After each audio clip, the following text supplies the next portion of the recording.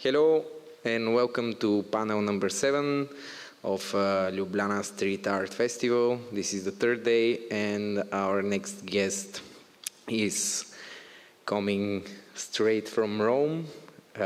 He's he's not urban, he's an art curator.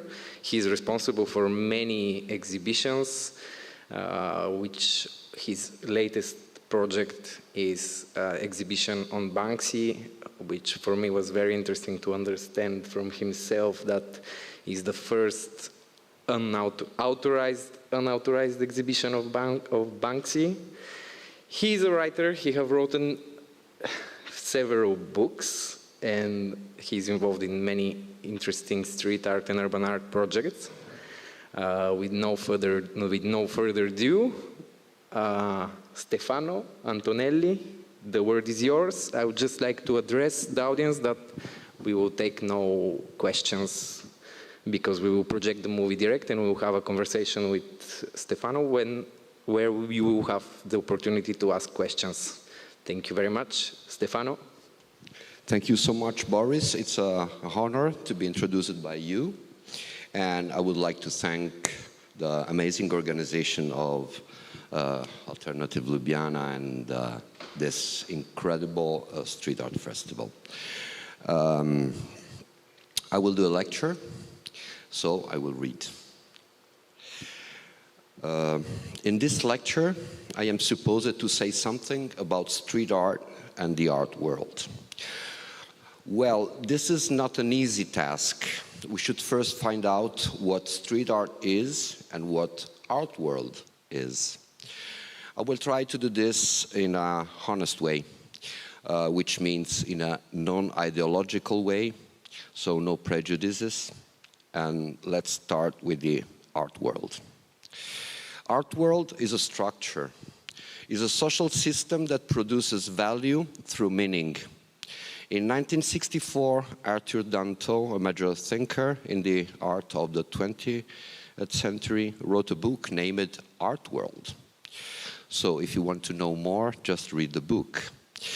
But what can I say is that this structure is made of people, institutions, buildings, and so on, connected by a common interest. The interest is the value. Value is an immaterial object, a social convention, and a performative speech act. So it belongs to the pragmatic of life. The famous economic analysis by Karl Marx told us that the value can be translated through a universal equivalent, in other words, the money.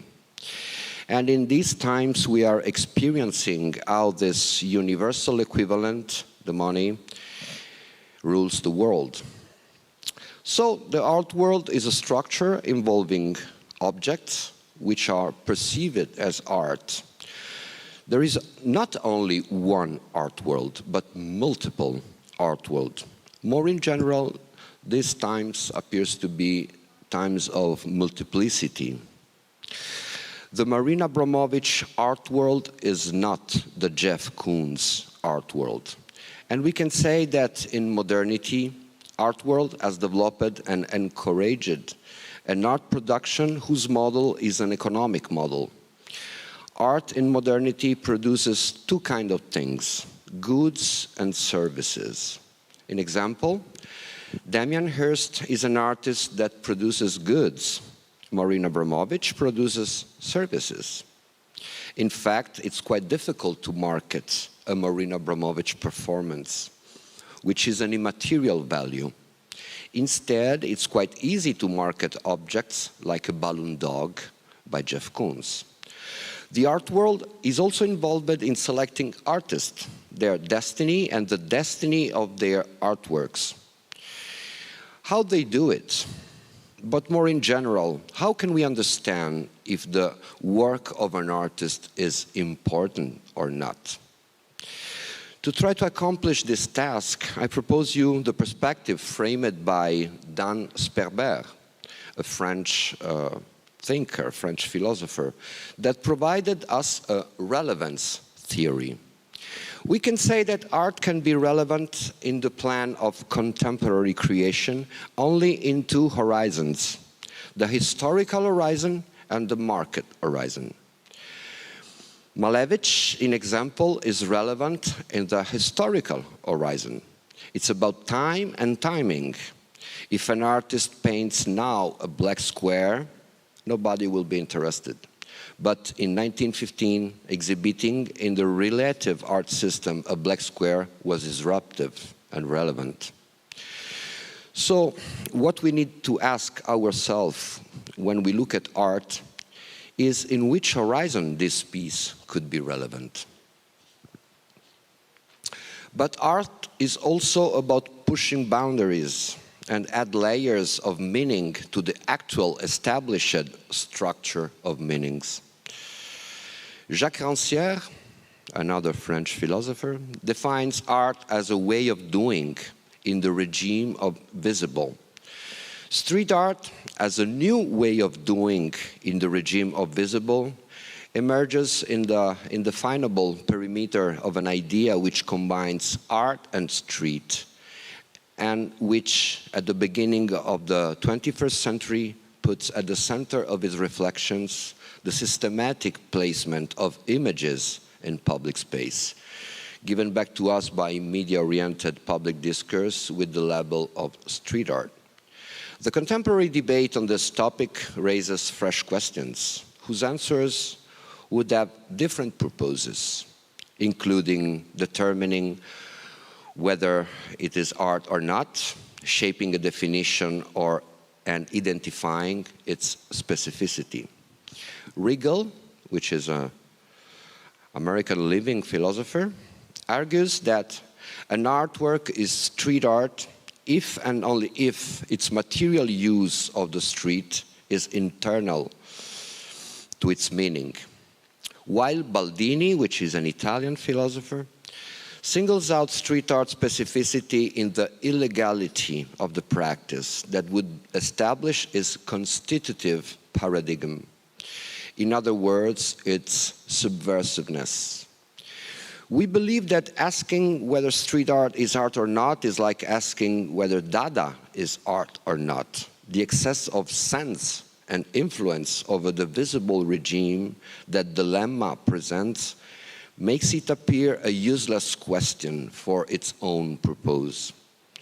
We also believe that wanting to define street art is like wanting to define fluxus, still a useless activity for its own purpose, no matter how you try to delimit it. Something always remains out. Identifying in illegality the essence of street art appears to be simplistic, misleading, and too easily refutable. Moreover, the whole art history from modernity to present days is dotted with subversion without being street art. Instead, it seems that this specific way of doing and making art radically changes the way of production of the artwork itself for the first time in art history. In street art practices, the artist's studio is no longer the mythological place of creation, but the public space. The outcome of creation does not appear as an object, therefore cannot be exposed to the market. However, even when objectified, the art world used to present it as street art. To frame street art, we need to face so many different plans of analysis we will not have the time to treat here. Then I will just spend some words. There is a strong determinism strand on public discourse about street art. This discourse appears to be very attracted by the idea that street art is determined by graffiti. But this is not true. We will be able to argue on this topic later, developing some concept during the participated discussion after the movie, the documentary. Let's just me propose you now that graffiti is about moral. Street art is about life. And this suggests us that graffiti operates in an analytic perspective, while street art operates in an holistic perspective. In simple words, graffiti is about doing something wrong to affirm what is right, which is a moral problem. Street art is about placing art where ordinary life takes place. It's about canceling the borders between life and art and try to unify these two concepts, which is not a moral purpose, but a life-improving purpose. It is certainly true that street art practices share the principle of territorialization with graffiti writing, from which they borrow some fundamentally strategic performative aspects. However, the intentional spectrum is totally different. And as Michael Corballis suggests, what counts in the production of meaning is the intention, not the literal meaning. So, what is the telos of this way of producing art? Federico Vercellone, which is an Italian philosopher of aesthetics, reminds us how modernity is a succession of symbolic murders. The death of God announces that there is no power in the world that could be perceived as being infinitely more powerful than any other. Modernity is therefore where the only possible belief is the balance of power. It's precisely by celebrating the modern state based on balance of power that Hegel announces the death of art. According with Boris Groys, he couldn't imagine that the balance of power could be shown, could be presented as an image. To the thesis of a 20th century producing an art that has increasingly withdrawn from the public and from the dialectic with the power to identify itself only with its own market, that recedes from taking part in what is common and stops having any kind of influence over the real, so that withdrawing from its own mandate of truth, the 21st century opens responding with the antithesis of an idea of art that seems to affirm how in the era when dream becomes sleep, economic culture becomes destiny, time and commodity, a commodity, and tout ce qui était directement vécu s'est éloigné dans une représentation, as Guy Debord states in his book. The truth of art is replaced by the publicity of art. This is the way street art turns the civic space established by architecture and urban planning into a wider and more participative distribution of the sensible. Thank you so much.